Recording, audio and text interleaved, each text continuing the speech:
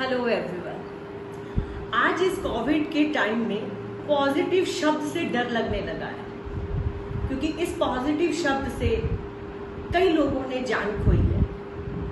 वरना अब तक तो यही सोच रहती थी, बी पॉजिटिव, थिंक पॉजिटिव, हर चीज में पॉजिटिव जुड़ता था। जी हाँ, मैं फिर भी यही कहूंगी, ये बुरा समय आया है, चला जाएगा, हमें हमेशा पॉजिटिव रहना चाहिए। हमारी आज भी सोच यही होनी चाहिए, be positive, think positive. Yes, I am talking about think positive. क्योंकि जो हम सोचते हैं, जिसके बारे में सोचते हैं, उस तक वो बात डायरेक्टली इनडायरेक्टली जाहिर हो ही जाती है, उस तक पहुंच जाती है। इसी से संबंधित मैं Savita Mehta from DAV school से आज आपके सामने स्टोरी लेकर आई हूं।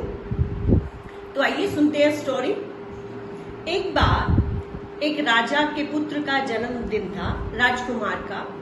तो उन्होंने साधारण सभा की सब लोगों को आमंत्रित किया, उन्हें उपहार दिए। एक व्यक्ति को उपहार देते हुए राजा ने अपने मंत्री से कहा कि इस व्यक्ति को फांसी पे चढ़ा देना। सभी हैरान हुए मंत्रीगण ये जानकर, जब राजा ने एकदम से कहा कि इसे फांसी पे चढ़ा दो।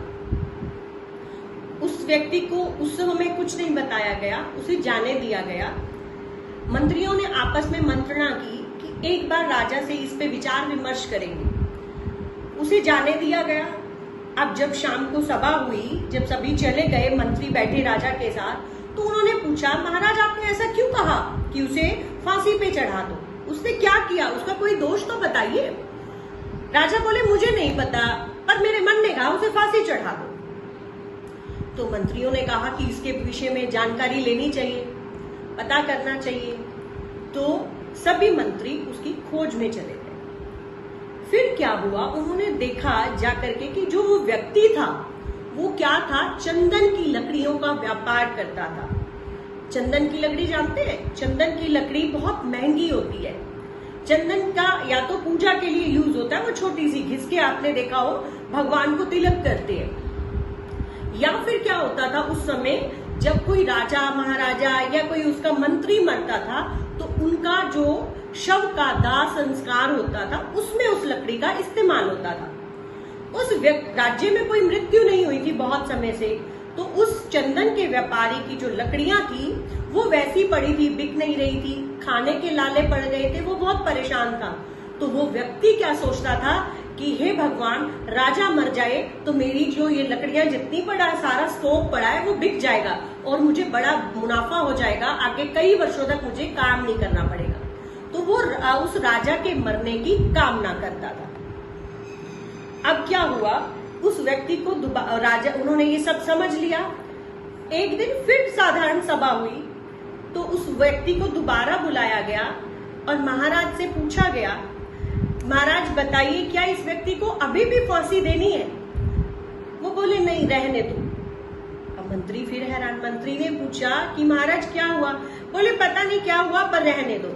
तो मंत्री ने पूरी बात राजा को बताई कि राजा, ये व्यक्ति चंदन की लकड़ियों का व्यापारी है, इसकी लकड़ियां नहीं बिक रही थी और ये आपके मरने की कामना करता था कि राजा मर जाए तो मेरी लकड़ियां बिक जाएंगी सारी। इसीलिए आपके मन में इसके लिए ऐसा विचार आया कि इसको फांसी पे चढ़ा दो। और अब हमने क्या किया, इसकी जो लकड़ियां थी वो हमने राजभवन में रसोई घर में मंगवा ली है। जो राजभोग बनता है वो पिछले कई दिनों से चंदन की लकड़ी से पक रहा है। इस व्यक्ति का घर में भी चूल्हा जल रहा है और हमारे यहाँ पर राजभोग जो है वो चंदन की लकड़ी से। इसीलिए आपके मन में ऐसा विचार परिवर्तन हुआ, ऐसा ख्याल आया कि नहीं, इसको फांसी नहीं चढ़ानी। जी हाँ, मेरी इस कहानी से आप समझ ही गए कि डायरेक्टली इनडायरेक्टली जो भी हम किसी के बारे में सोचते हैं वो उस व्यक्ति तक पहुंच ही जाता है। इसीलिए हमेशा ही हमें क्या सोचना चाहिए, positive, think positive, be positive. मैं एक बार फिर कहूंगी, थिंक पॉजिटिव। Thank you.